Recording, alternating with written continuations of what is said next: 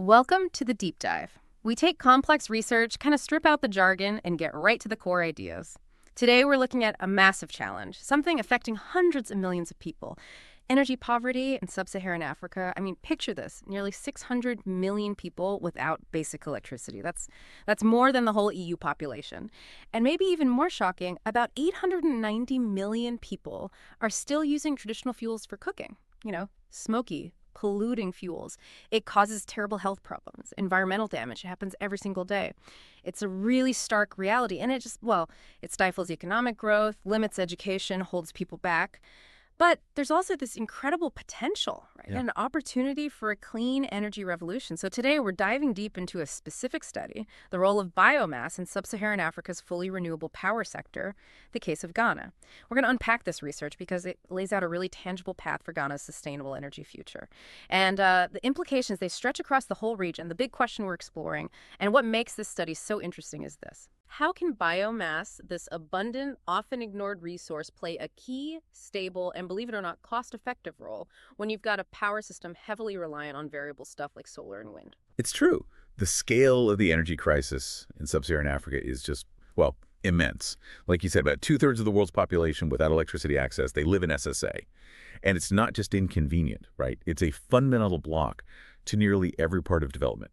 Without reliable, affordable energy, things like education, healthcare, basic economic activity, they're all severely held back. It's a huge systemic issue. It needs specific solutions for the region, a major challenge for our time, really. And it's moved beyond just getting any energy, hasn't it? The whole conversation now is about sustainable energy. We're talking global commitments, the Paris Agreement, Sustainable Development Goal 7, affordable, reliable, sustainable, modern energy for everyone. So the path forward isn't just more power, it's clean power, efficient power, power that respects people and the planet. Exactly. And what the researchers behind this study found so compelling is the region's just vast renewable energy potential. It's often underestimated. Sub-Saharan Africa is incredibly rich in resources. Huge potential for wind, solar, hydro, absolutely. But then there's biomass. Their analysis points to a staggering 1,649 terawatt hours of technical potential across the whole region. 1,649 terawatt hours. That sounds enormous. Can you put that in perspective for us? Yeah, it's hard to grasp, right? A terawatt hour, or TWH, is massive. One TWH could power something like 90,000 average homes for a whole year. So 1,649 TWH is just an almost unbelievable amount of energy potential sitting there. And then you add in the fact that renewable tech costs are dropping fast. Take the levelized cost of electricity, the LCOE, basically the lifetime cost of generating power. For big solar farms, it dropped, 68% between 2010 and 2017 alone? So you see, it's not just this distant problem, it's a huge opportunity, a chance to leapfrog the old, dirty fossil fuel systems and jump straight to cleaner, more equitable, and increasingly cheaper energy. Okay, so huge need, incredible potential, falling costs. Sounds great. But then comes the twist, right? The thing people always bring up with renewables. Variability. We love solar and wind. They're clean. Fantastic. But they aren't always on. The sun goes down, clouds appear, the wind. It fluctuates. And if you've got projections saying solar could provide, say, 87% of SSA's primary energy by 2050, well, that fluctuation becomes a big challenge for keeping the grid stable and reliable. It's like having bright lights but a shaky foundation. Exactly. How do you keep the lights on 24/7 when your main sources are, well, intermittent? That's the core engineering and economic puzzle. And that's precisely what this study tackles.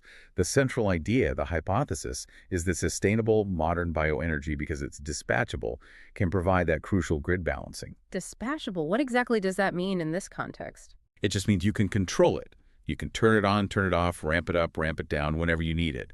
That's totally different from solar and wind, which you kind of take as they come. So think of biomass here as the reliable backup. It kicks in when the sun isn't shining or the wind isn't blowing, ensuring that steady flow of power. Right. And the study zeroes in on Ghana as the case study. Why Ghana specifically? Well, Ghana's climate and energy situation are actually quite similar to many other countries in sub-Saharan Africa. So the findings, the solutions, they're likely transferable. Plus, Ghana's already been pretty proactive, quite forward-thinking about sustainable energy planning. It makes it a really good place to explore these broader challenges and opportunities for the continent. Makes sense. So focusing on Ghana, how did the researchers figure out its bioenergy potential? What kind of biomass are we actually talking about? I'm curious what they found. They used a pretty rigorous method. They looked at three main sources: First, forestry, specifically residues. Things like branches, leaves, leftover bits from logging. Importantly, not cutting down whole trees for energy. Second, agriculture. That includes crop residues, think corn stalks, rice husks, stuff often just burned or left behind, and also livestock manure. And third, municipal waste. That covers fecal sewage sludge and municipal solid waste, MSW basically, city trash. And a really key point, they deliberately avoided energy crops, plants grown just for fuel. That was to keep it sustainable, focusing only on residues and waste streams that already exist, things that don't compete with food or need extra land. So they added it all up for 2015, and the total technical potential for Ghana came out to an impressive 48.3 terawatt hours. Wow, 48.3 TWH. That's a really big number again. What does that actually mean for Ghana? Could you power much with that? We'll put it this way, 48.3 TWH is roughly enough energy to power every single household in Ghana for over a year, based on current usage. And that's just from these often overlooked wastes and residues. It really shows a hidden value. That's incredible. So where does most of that potential come from? Can you break down the 48.3 TWH a bit? Yeah, definitely. The biggest chunk, by far, comes from crop residues. That's about 29.1 TWHs. Think cocoa pod husks, cassava peels, corn stalks, Yep. all that stuff. Forest residues are next, adding another 10.9 TWH. Then you have biogas, which comes from breaking down wet organic waste manure, kitchen scraps, sewage sludge through anaerobic digestion. That's about 5.3 TWH. And finally, municipal solid waste contributes another 2.9 TWH. And to turn this into energy, they looked at two main methods. For the drier stuff, crop residues, wood, MSW, they focused on direct combustion, basically burning it efficiently for heat and power. For the wetter waste, kitchen scraps, manure, sludge, they looked at anaerobic digestion. That's a biological process, no oxygen, creates methane-rich biogas you can then burn for power. Right, and that's a crucial point you made earlier. This isn't about deforestation or taking land from food crops. The study specifically built in sustainability rules, right? Like only using a portion 35% of crop and forest residues, 80% of manure and waste. It's about smart use of what's already there, stuff that might otherwise be a problem. Okay, so we've identified this significant sustainable potential. The big question then is, what happens when Ghana actually uses it? Let's unpack their best policy scenario, BPS1, where bioenergy is fully embraced. What did the modeling show? What were the really standout results? The results are pretty transformative, honestly. By 2050, the study project's bioenergy could generate 18 terawatt hours of electricity each year. That would cover about 16.9% of Ghana's total electricity demand. And critically, it's used specifically for balancing the grid, keeping things stable with all that variable solar and wind. But what really highlights its value is comparing it to the scenario without bioenergy, which they call BPS2. Without that dispatchable bioenergy, the model showed Ghana would need way more solar PV capacity, an extra 15 gigawatts. That's a huge amount of extra solar panels. It would also need much, much more battery storage, about 33.8 gigawatt hours more capacity. And batteries, especially for long duration, are expensive. And on top of that, the system without bioenergy wastes a lot more power through curtailment. Curtailment. That's when you generate renewable power but can't use it or store it, so it's just lost. Exactly. In the BPS2 scenario, they saw 10.1 TWH of wasted energy. Compare that to only 4.2 TWH wasted when bioenergy is part of the mix. Hold on. So using bioenergy means you need significantly less solar capacity, drastically less battery storage, and you waste less energy. How does it manage that? That sounds almost too good to be true. Well, think about it. Solar and wind are great when they're producing, but they're unpredictable over longer periods. Batteries help smooth things out day to day, maybe overnight. But what about during Ghana's monsoon season, or several cloudy days in a row? You need something that can generate power reliably for longer durations. That's where dispatchable bioenergy comes in. Instead of building massive amounts of extra solar that you might not use much of the time or investing in enormous costly battery banks for that long-duration storage, bioenergy provides flexible, controllable power. It fills those longer gaps when solar and wind are low. This reduces the need for that extra backup capacity and long-term storage. It just makes the whole system more efficient, less wasteful, and ultimately cheaper. Ah, okay, that makes the value proposition much clearer. It's about system efficiency, not just adding another power source. And that leads to a key economic point, right? The cost. It really does. The levelized cost of electricity, the LCOE. In the scenario with bioenergy, BPS1, it drops dramatically. From about $48.7 per megawatt hour in 2015 down to a projected $37.0 per megawatt hour by 2050. That makes the fully renewable system the cheapest way for Ghana to get its electricity. Compare that to BPS2 without bioenergy, Relying more on extra solar and batteries, the LCOE is higher, at $46.6 per megawatt hour. Wow, that's huge. We often think of renewables as being driven by environmental needs, but this study makes a strong case that it's actually an economic imperative. It completely changes the frame. And you mentioned the daily and seasonal balancing that must be absolutely vital during the monsoon season in Ghana when solar output dips. It seems like a real game changer for both stability and affordability. So bioenergy is clearly critical, but it's one piece of a bigger puzzle, a flexible system. What other parts did the study model to make this 100% renewable future work? How does it all fit together? Right, it's definitely an integrated system. Solar PV is the workhorse, no doubt. It's projected to supply the vast majority of electricity, somewhere between 76% and 92% in these best-case scenarios. They really leverage Ghana's sunshine, especially up north, where there's more space. And it's worth mentioning, the land needed for all that solar, it's actually tiny. Only about 0.26% to 0.35% of Ghana's total land area, much less than people often think. Then comes storage. Batteries handle the daily shifts charged during the day, discharge at night. Pretty standard now. But for the bigger gaps, the weekly or seasonal balancing, they included more advanced tech. Things like thermal energy storage, TES, storing energy as heat, adiabatic compressed air energy storage, ACES, compressing air underground, and power to gas, PDG, using extra renewable electricity to make hydrogen or synthetic gas. These are like the deep energy reserves for when batteries aren't enough. You also need a better transmission grid to move all that power efficiently from the sunny north down to where most people live in the south. Minimize those losses. And finally, gas turbines still play a role, but as flexible backup. And here's the key bit. They transition away from fossil fuels.